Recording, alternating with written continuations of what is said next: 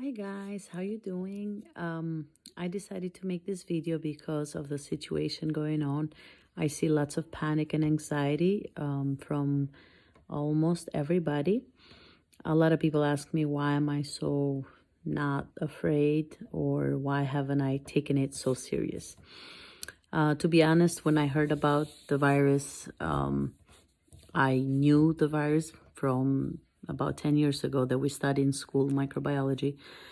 And it did become a pandemic, which is it's found in more than 3 places in the world, very fast. So it really didn't give enough time for people to get used to it, to learn more about it. It kind of hit us very fast. And with the deaths in China and Italy, of course, it made it a lot more scarier for people. So I totally understand how you feel.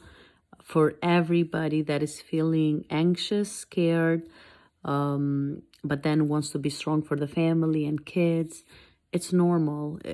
Everything you're feeling, it's actually a normal reaction based on the news and based on how you're going to the grocery store and you see the shelves empty and you really think, oh my God, a disaster is about to happen. So I just want you to all calm down, take a moment and reflect. It's okay to just stay at home. That way we can prevent it. We can prevent it from spreading, but also take a break, be with your family and take a chance of the situation and do the best. Eat, sleep, rest. If you have to do some work on the computer, you can do it. If you want to make some phone calls for family and friends that you haven't had time, go do it. If you had a hobby that you never had time to do it before, now is the best time to do it. You want to learn a new language, watch some Netflix, some movies. I would highly recommend that you do stay at home. And this is not only to protect you, but to protect others. Elderly people are higher risk, people with hypertension, people with other underlying disease.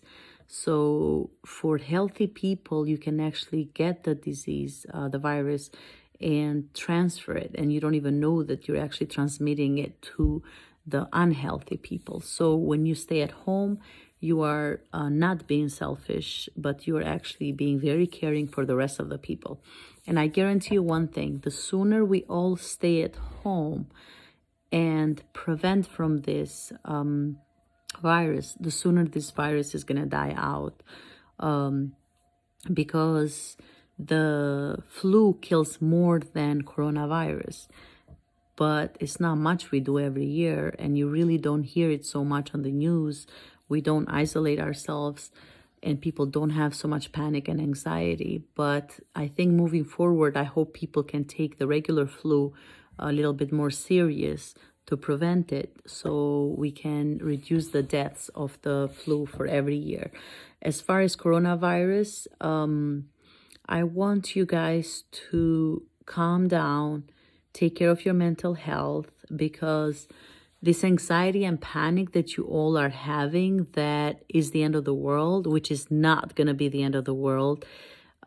This is a pandemic virus that spread, and it's called pandemic because it's in more than 3 places in the world. It's not because the world is going to end. The world is not going to end. Very soon, this virus is going to be isolated and people are going to go back to their normal days, normal life. They're going to go back to school, back to work. But what people are going to start having is PTSD, post-traumatic stress disorder, because you constantly are worried now. You're reading the news and you're watching and you're talking about it. So those are things I want you to take care now and think that everything will pass. This virus is going to be isolated, and the best thing you can do right now is stay at home. If you stay at home, there's no way you're going to get this virus.